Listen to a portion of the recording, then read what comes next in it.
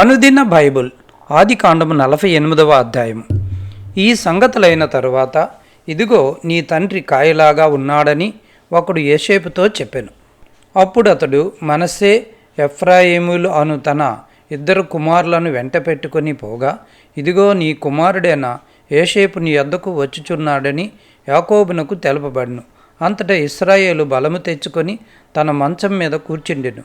యోసేపును చూచి, కానాను దేశమందలి లూజులో సర్వశక్తిగల దేవుడు నాకు కనబడి నన్ను ఆశీర్వదించి, ఇదిగో నీకు సంతానాభివృద్ధి పొందించి నిన్ను విస్తరింపచేసి నీవు జనముల సమూహమగునట్లు చేసి నీ తరువాత నీ సంతానమునకు ఈ దేశమును నిత్య స్వాస్యముగా ఇచ్చేదనని సెలవిచ్చెను. ఇదిగో నేను ఐగుప్తునకు నీ యొద్దకు రాకమునుపు ఐగుప్తు దేశములో నీకు పుట్టిన నీ ఇద్దరు కుమారులు నా బిడ్డలే. రూబేను సిమ్యోనుల వలె ఎఫ్రాయిము మనస్సే నా బిడ్డలై ఉందురు. వారి తర్వాత నీవు కనిన సంతానము నీదే. వారు తమ సహోదరుల స్వాస్థ్యమును బట్టి వారి పేర్ల చొప్పున పిలువబడుదురు. పద్దనరాము నుండి నేను వచ్చుచున్నప్పుడు ఎఫ్రాతాకు ఇంకా కొంత దూరమున నుండగా మార్గమున రాహేలు కానాను దేశంలో నా ఎదుట మృతి పొందెను. అక్కడ బెత్లెహేమును ఎఫ్రాతా మార్గమున నేను ఆమెను పాతిపెట్టిదనని యోసేపుతో చెప్పెను. ఇశ్రాయేలు యోసేపు కుమారులను చూచి వీరెవరని అడుగగా, యోసేపు, వీరు నా కుమారులు, వీరిని ఈ దేశమందు దేవుడు నాకు అనుగ్రహించినని తన తండ్రితో చెప్పెను. అందుకతడు, నేను వారిని దీవించుటకు నా దగ్గరకు వారిని తీసుకొని రమ్మనెను. ఇశ్రాయేలు కన్నులు వృద్ధాప్యము వలన మందముగా ఉండెను కనుక అతడు చూడలేకపోయాను. యోసేపు వారిని అతని దగ్గరకు తీసుకొని వచ్చినప్పుడు అతడు వారిని ముద్దు పెట్టుకొని కౌగిలించుకొనెను. ఇశ్రాయేలు యోసేపుతో, నీ ముఖము చూచెదనని నేను అనుకొనలేదు, కానీ నీ సంతానమును దేవుడు నాకు కనపరిచి ఉన్నాడనగా, యోసేపు అతని మోకాళ్ళ మధ్య నుండి వారిని తీసుకొని అతనికి సాష్టాంగ నమస్కారము చేసెను.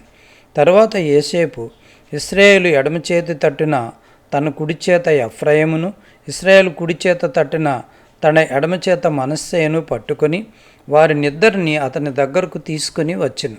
మనస్సే పెద్దవాడైనందున ఇశ్రాయేలు తన చేతులను యుక్తిగా చాచి చిన్నవాడైన ఎఫ్రాయిము తల మీద తన కుడి చేతిని, మనస్సే తల మీద తన ఎడమ చేతిని ఉంచెను. అతడు యోసేపును దీవించి, నా పితరులైన అబ్రాము ఇస్సాకులు ఎవని ఎదుట నడుచుచుండిరో ఆ దేవుడు, నేను పుట్టినది మొదలుకొని నేటి వరకును ఎవడు నన్ను పోషించిన ఆ దేవుడు, అనగా సమస్తమైన కీడుల్లో నుండి నన్ను తప్పించిన దూత ఈ పిల్లలను ఆశీర్వదించునుగాక. నా పేరును అబ్రహాము ఇస్సాకులను నా పితరుల పేరును వారికి పెట్టబడునుగాక. భూమి యందు వారు బహుగా విస్తరించుదురుగాక అని చెప్పెను.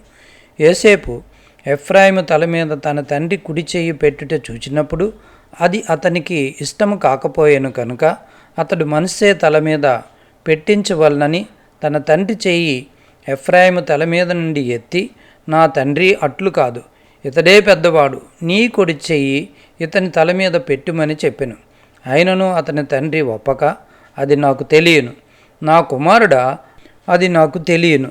ఇతడును ఒక జనసమూహమై గొప్పవాడగును, కానీ ఇతని తమ్ముడు ఇతని కంటే గొప్పవాడగును, అతని సంతానము జనముల సమూహమగునని చెప్పెను.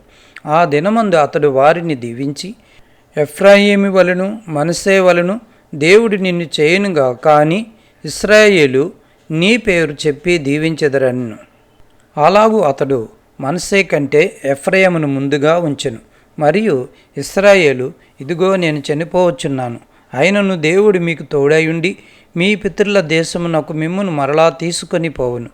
నేను నీ సహోదరులందరికంటే నీకు ఒక భాగము ఎక్కువగా ఇచ్చి తిని, అది నా కత్తితోనూ నా వింటితోనూ అమోరీయుల చేతిలో నుండి తీసుకొంటినని యోసేపుతో చెప్పెను.